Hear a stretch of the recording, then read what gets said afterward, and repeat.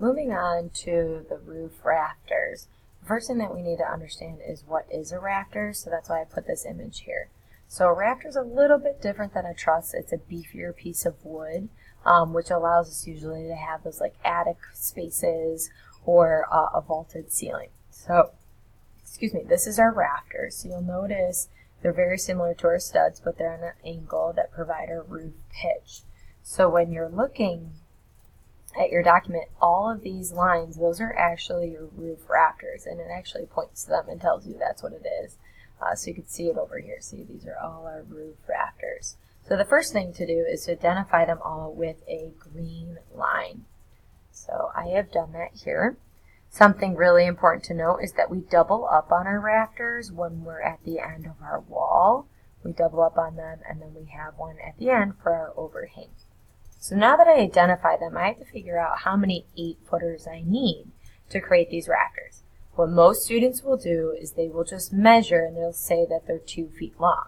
But then I ask them, does that make sense? Is your roof 2 feet long? If you look at your roof over here, does that look like 2 feet? No. So you have to figure out how long the edge of your rafter is. So you actually have to use your north or south, whatever one you want, and this line right here, so if I go to my line tool, this is actually your rafter. So if I measure that line, my rafters are about 7 feet long. So each of them will need its own 8-footer to create them. It is a structural piece, so we don't like to not have a solid continuous piece of wood for those. So I have 1, 2, 3, 4, 5, 6, 7, 8, 9, 10, 11, 12, 13, 14, 15, 16, 17. So I have 17 just on this side, but then I have rafters that go on the other side as well. So you'd have to identify them up here, count them all up, and I actually have the same amount because they meet in the middle. Okay.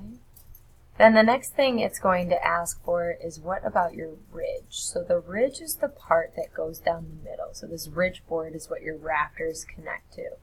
So that ridge board is made out of a 2 by 8 by 8 feet. So how long or how many 8-footers do I need? So I'm going to make my purple line here. And I'm going to identify my ridge board. It's only one board going all the way down, so I don't need to show it down here.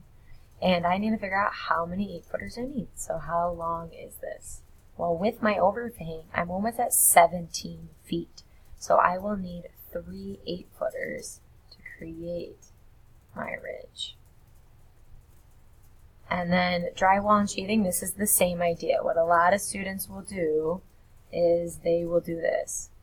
Oh, I just need 1, 2, maybe, and then use the extra to make that piece. Well, you're looking at it on the side. Again, our roof is much longer than what we're seeing here. So we actually have to think about it as laying these pieces down on our long roof. So I'll have one piece that's 8 foot long, so it'll have a little foot left over here, and I'll have a 4-foot piece, another 4-foot piece, another 4-foot piece. So the way that I show this is by that it actually extends higher than what you're seeing. So that's how I show them.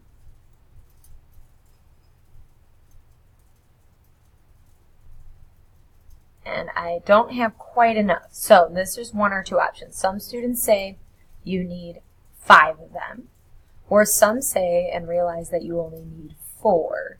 So the reason you would only need 4 is because your roof only goes to 7 feet. You have a foot left over on all of these that you could use to add in there. So that's kind of up to you. I've accepted in years past 4 or 5, or sometimes only 1 of them.